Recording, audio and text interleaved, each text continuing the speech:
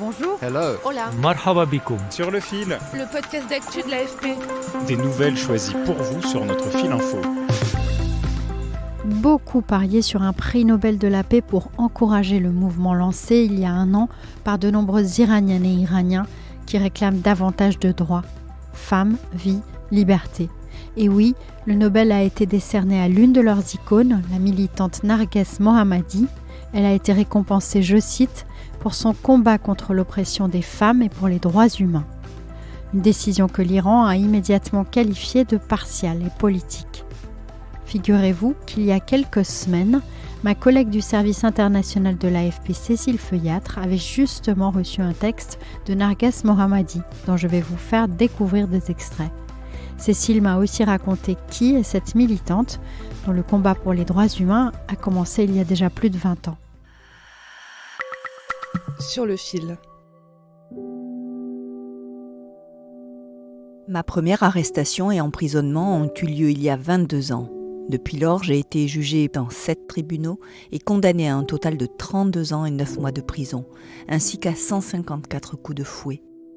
Je n'ai presque aucune perspective de liberté, mais je garde espoir de voir la lumière de la liberté et d'entendre sa voix. Ce texte de Narges Mohammadi, dont le portrait, un visage doux, encadré de boucles brunes, a désormais fait le tour du monde, est arrivé depuis la prison d'Evin à Téhéran, avant le tourbillon du prix Nobel de la paix.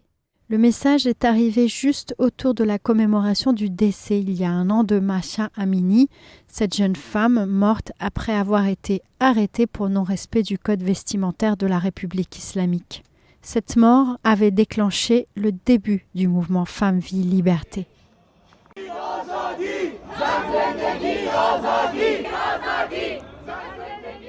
Dans ce texte, Narges Mohammadi répond à ma collègue Cécile Feuillâtre. Cécile avait voulu échanger avec cette femme qui en a inspiré bien d'autres en Iran et lui avait fait parvenir une liste de questions. Alors Narges Mohammadi, c'est une femme de 51 ans, une militante déjà très connue qui va l'être évidemment encore plus avec cette consécration du prix Nobel. C'est une combattante dans l'âme. Elle se bat depuis plus de 20 ans pour la liberté, contre la peine de mort, ça a été un de ses premiers combats, contre le hijab obligatoire, contre les violences sexuelles en prison. Elle a fait des études d'ingénieur. Son engagement avait commencé dès l'université où elle écrivait des papiers puisqu'elle avait entamé en parallèle une carrière de journaliste. Et elle a rejoint au début des années 2000 le Centre pour les libertés de Shirin Ebadi, qui est elle-même prix Nobel de la paix 2003. Ce prix, le comité du Nobel l'a clairement annoncé comme un signal aux autorités. Il a invité Téhéran à écouter son peuple et à rappeler le prix très fort payé par la militante pour son engagement.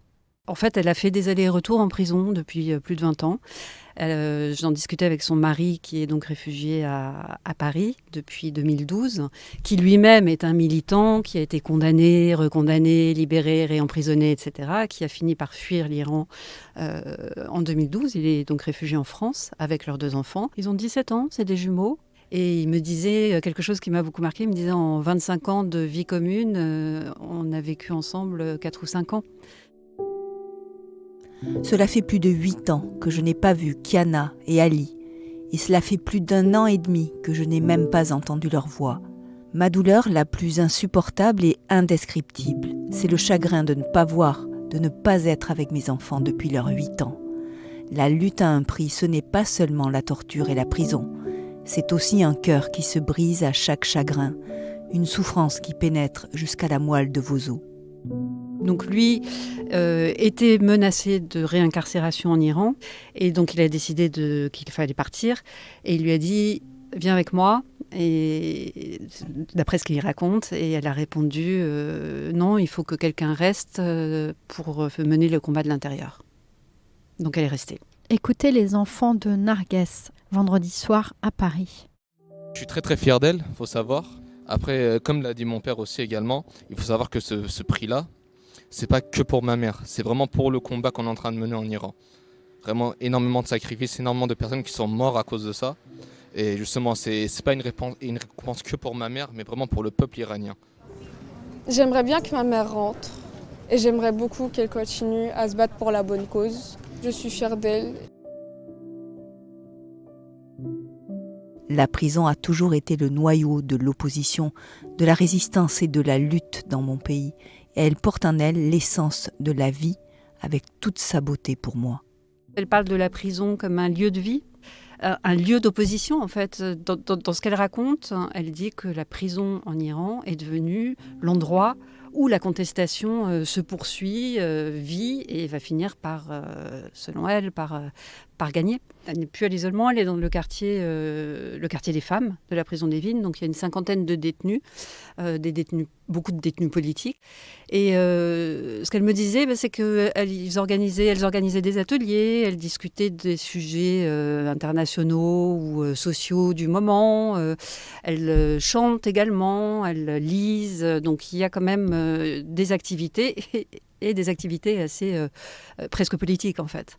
J'ai demandé à Cécile si le fait que ce message et d'autres puissent sortir de prison était le signe d'une certaine fragilité du régime. Il y a en tout cas des réseaux très bien constitués de militants, de journalistes, d'activistes en Iran qui arrivent à faire sortir des témoignages, des écrits, des interviews depuis les lieux de détention. Les militants iraniens dans la diaspora ils disent qu'il y a une fragilité du système parce que justement il y a ces réseaux, cette opposition intérieure, même si elle n'a pas de visage, même si elle n'a pas de leader, elle existe. Et c'est ce que dit Narges Mohammadi elle-même. Le gouvernement de la République islamique n'a pas réussi à étouffer les protestations du peuple iranien. Et selon moi, la société a atteint des réalisations qui ont ébranlé les bases du régime théocratique oppressif. Je crois que tant que la démocratie, l'égalité et la liberté ne sont pas réalisées pour construire un monde de paix, de vie et d'amour, nous devons continuer à lutter, à avancer et à nous sacrifier. Accepter le danger accru pour moi, c'est un acte de raison et d'idéalisme, une passion et une conviction qui témoignent de mon engagement et j'en suis fière.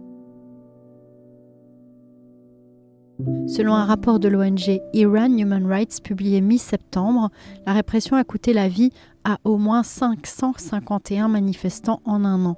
Près de 22 000 personnes ont été arrêtées selon Amnesty International et au moins 7 hommes ont été exécutés. Sur le fil revient demain. Merci de nous avoir écoutés. Je suis Michaela Cancela-Kiffer. À très bientôt.